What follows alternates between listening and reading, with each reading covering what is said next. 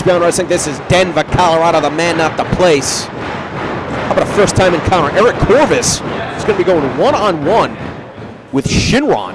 Shynron making his second ever appearance for Beyond Wrestling. A couple months back, defeated Anthony Stone. Hoping to keep that undefeated streak going. Small streak. We can make it a little bit bigger at Eric Corvis' expense. And while Corvis dealing with his gadgets, now wait a minute right there. I've got to say, Corvis was unable to get his shoulder off the mat, but that was because he was holding the bottom rope.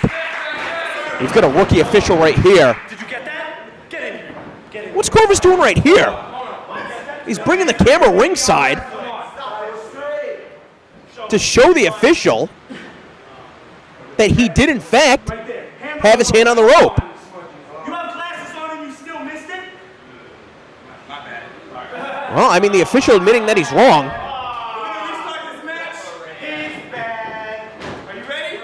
I mean, Shynron obviously is ready. He already defeated Corvis, at least in his mind. Had the potential to do so. Corvis not taking any chances, but Shynron staying one step ahead. Look at the upper body strength, just walking himself over, popping off that head scissor. And once again, Corvis sent crashing down to the canvas. Shynron couldn't get out of the way, instead got the boot up. Sight set on Corvis. Once again, a full 360-degree rotation into the arm drag. Multiple shots to the midsection, a standing drop kick. The action is too fast for me to even call. I'm a professional commentator. And Shynron is really clowning me right here, but not as bad as he's clowning Eric Corvis, a veteran of Beyond Wrestling. At one point, many would say, the lifeblood of Beyond Wrestling, introducing so many competitors that have gone on to do such great things, accomplishments that have even surpassed that of Eric Corvis's, but things really changed when he came back from that injury and, well, was almost stabbed by Danny Only at the Double Trouble live event in Cleveland. Corvis, very unique competitor, but for some reason, even with all the ingenuity in the world, just cannot match the pure energy of Shynron. Look at this guy. Going for another head scissors out of that bulldog position. Corvis just powerbombing him down to the mat. Of course, Corvis, the veteran, trying to slow things down. He wants to dictate the pace of this match. He does not want Shynron to build momentum. I don't know if Corvis can stop that. The one thing that Shynron is going to be unable to prepare for, though, is Corvis' offense, which is constantly evolving. Right there, though, tried and true. Knife-edge chop to the chest. Shynron having all of the air driven out of his lungs. And even a competitor who is in such good condition as Shynron is. If you can't breathe, you can't wrestle. End of story. Now Corvis introducing that book. He's going to be careful here, risking disqualification. But instead of clobbering Shynron with it, he's got him in a chin lock, and he's reading to him out of it.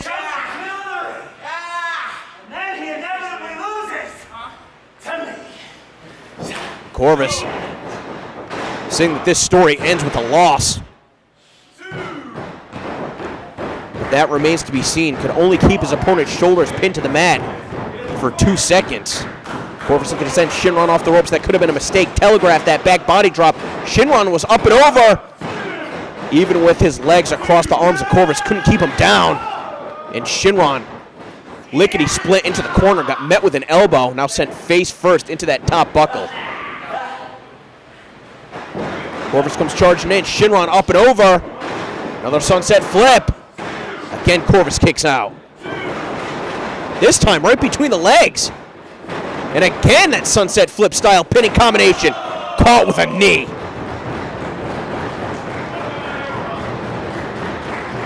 Corvis learning from his mistakes and changing up his strategy on the fly. Even with that cocky cover, just 1 second away from having Shynron beat. He's got him against the ropes, just straight shot to the face. Corvis going to be building momentum, rebounding off those steel cables. I got low bridged by Shynron, tumbling out to the floor, able to land on his feet. And take a look at that. I think the official might have missed that too. Used his scarf that he brought ringside to trip up Shynron. Again, this rookie official doing his best to call the action down the middle. He's only got 2 eyes. He can't see everything, unfortunately. And Corvis once again going to that corner, again grabbing his book. And now using Shynron as a stool. Oh, just kicked him right in the side of the face. Shynron trying to get back up to his feet. And again, Corvis connecting right on the side of the head.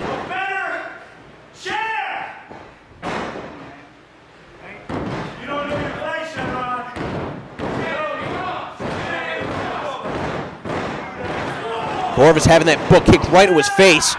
Talking a little bit too much smack. Shynron, where's this guy find the energy? Boundless energy. Flipping across the ring into that handspring back elbow. Maybe he's got eyes in the back of his head the way that he was able to evade Corvis. Such rapid motion going into that crossbody in the corner. Corvis couldn't even get out of the way. And that was a close call. Shynron saying it's time to unleash the dragon.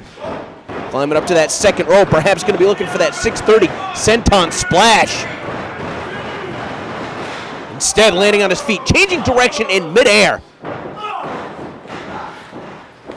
And perhaps as Shynron trying to prepare for some of Corvis's unusual offense, unable to prepare for some of the more rudimentary strikes that Corvis has been unleashing. Look at that exchange right there. Shynron caught him, was able to land on his feet, caught him with the crusher, taking a page out of Corvis's playbook. But didn't have the same execution that we normally see out of Eric Corvis. Now Shynron once again with that tunnel vision, want to put Corvis away with that double dragon. Has he done enough damage to Corvis to keep him down? He was able to land on his feet the first time. This time Corvis getting him caught up in the ropes. Shynron's going to need to extricate himself. I don't know if he's going to be able to do so. Show you the best cutter in the business, baby. It's in my book. Corvis going for the ace crusher out of the corner. Shynron using his upper body strength to hang on to the ropes.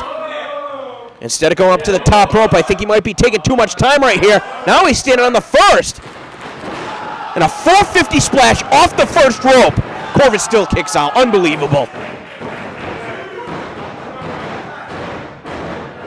Perhaps Shynron should have hit that double dragon, that 630 senton, when he had the opportunity to do so. And now looking for Corvis's book, perhaps going to be reading some of the strategy.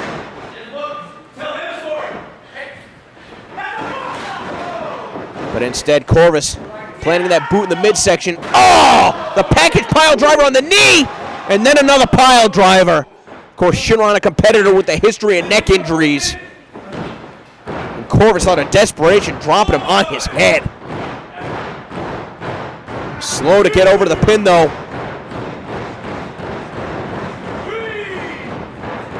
The referee issuing a count right here. Corvis coming to his senses, draping the arm. And you got to think that if he had a better cover, perhaps a lateral press with the leg hooked, he would have had Shynron beat after that combination. Corvis going back to his playbook. Of course, that's only speculation. I have no idea what is written down there. I have not gained access to that book. But Corvis seems extremely reliant on it, perhaps even to a fault. Right there, consulting the book. As his opponent was up to his feet first, Shynron, though, was grabbed by the waist on his trunks, pulled face first into that second buckle, and Corvis going to the snapmare driver. Takes Shynron over. Struggling to get over the pin. He's going to beat. Corvis making a mistake, hooking the inside leg. Shynron able to get the outside leg on the rope. This match will continue. Corvis arguing with the official, saying that he did not see Corvis's arm on the rope at the beginning of this contest. It was almost over before it even began. Corvis is going to keep a level head here, though. He's going to take his frustrations out on his opponent, not the official. Everybody is human.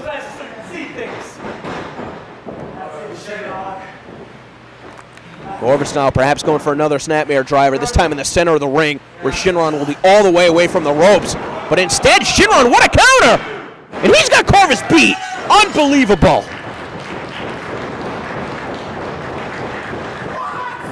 Corvis is beside himself.